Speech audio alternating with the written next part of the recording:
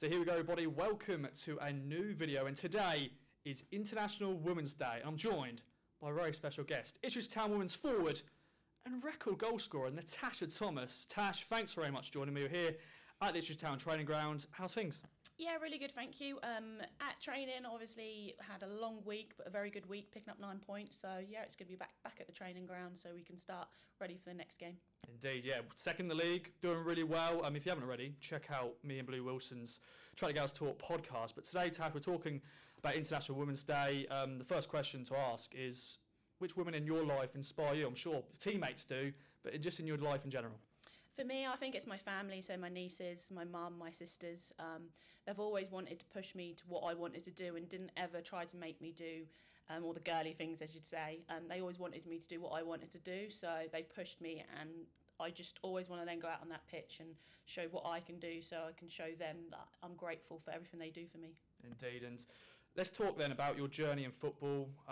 Early days, lower Stoff girl, grassroots football.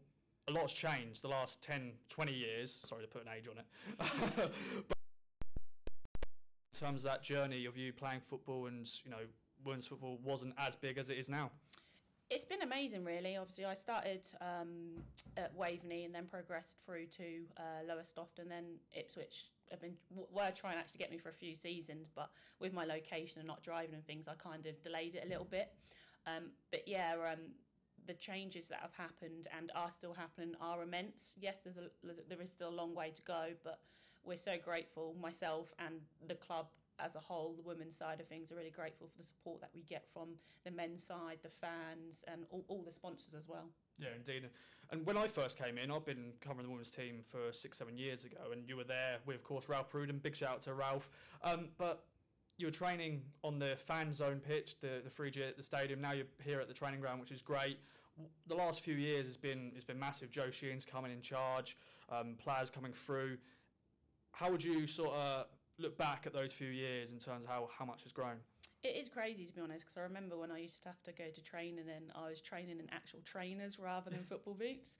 But yeah, even from when obviously we're from Ralph and then we did come to the training ground, we never used to really have a change room and things like that, but now we've got our designated training room, we've got a designated pitch. We also all go on to the Astro as well as the other pitches, because we've got 3 or 4 pitches we can go on to. We get fed after as well, which really helps us, especially myself, because the travelling, obviously I want to be eating and make sure I'm getting the right nutrients after training. So yeah, we're really grateful for everything and the little bits that are building up to what we get, even the kit, and actually having kit that we can turn up to games in. The kit, yeah. So yeah, obviously we didn't get that when I first started. So yeah, you can see that a lot is changing, and again a lot is changing even more for us, which we're very grateful for.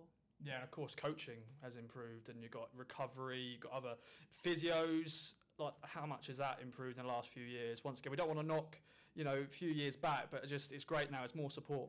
Yeah, definitely. I mean, I can look back at my game. I can see how far I've ran, how fast I've ran. And not only that, this then shows the staff who needs to maybe take a little bit less and maybe not do a full training session or be that bounce player in training. So yeah, it's been really good, to be honest. And for me, obviously when I used to play, it was just like get the ball up top to Tash. So for me, it's been a lot of development for not quite a young player. Obviously I know I'm not old, I'm not going to be giving up the boots soon, but yeah, for me it was quite hard when Joe first came in, because all these words just flowing through, and I was like one of the older ones, because obviously there's quite a lot of under 21s players, and I was just like, wow. But Joe, when Charlie was here, obviously he's left now unfortunately, but when he was there, they'd do like single sessions with me and go over stuff. And even like the psychology side of things, obviously Jack's really good. I've had some meetings with him, which really helps, especially because we're coming from workday life into training, and obviously we've got 34-hour week working as well as doing our training on top, so that does really help sometimes. Yeah, definitely. And of course there's still a lot of work to do, but the fans, the crowd is getting bigger and bigger. I think maybe when you first joined the club, I hate to use the cliche, it was just probably a man and his dog watching. I hate to say that, but that was the numbers. But now it's rising with a sellout crowd against West Ham, over 500 in the last game. That progression of fans is great, isn't it? Yeah, definitely. And I think they know, and I'd like them to know, that their support really does help us, especially in the game like in Watford. They just kept us going. They were our 12th man, like people say, but yeah, when I first started, yes, there was a similar group of people, but just not as many. But yeah, it is growing and it's great to see. And even if people can't make it, you'll see them on social media, making sure they're following and stuff and supporting us, which really does help us. It really does. So yeah, we're very grateful for that. And not only that, I think we deserve it now as well. Yeah. Definitely, that's the key one. Definitely deserve it, and that's the key. I think is the exposure of games, more matches in stadiums. Hopefully, a game at Porton Road at some stage. That's always the conversation at a game at Porton Road.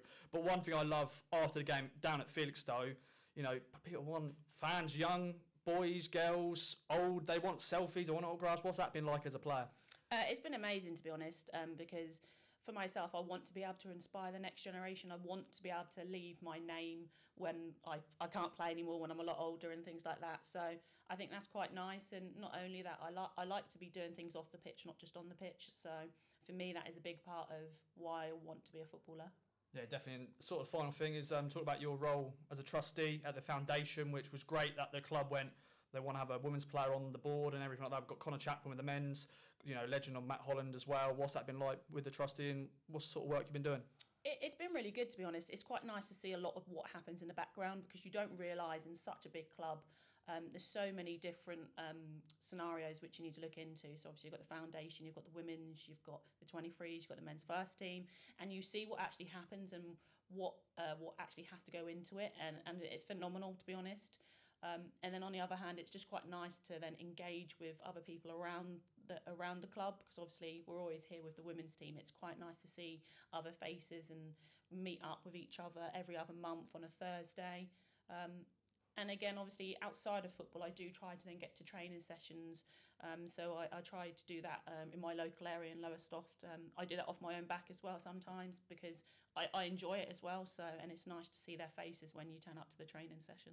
Yeah, and women's football is growing and growing here on International Women's Day. Of course, the Lionesses' success last year was fantastic. What was that like as a footballer yourself, seeing the Lionesses have that success? It was very heartwarming, because we were watching it in Whiffwaff in Ipswich as a group of us, and it just felt weird. It just felt like something was going to change, and it was going to step up, and it has. So I think that is something in the history of women's football that is going to stay with me.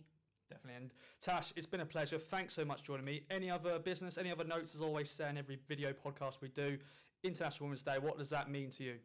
It means a lot. Obviously, we're very grateful for what we get, but at the same time, I think we deserve it, is what we've done and what we are doing. So yeah, just keep supporting us. We'll always try to do as much as we can on the pitch so we can keep you coming. But yeah, we'll do what we do, and hopefully you can support us even more. Brilliant, Tash. Thanks for joining me. Thanks everyone for watching. Bye-bye for now. Thank you.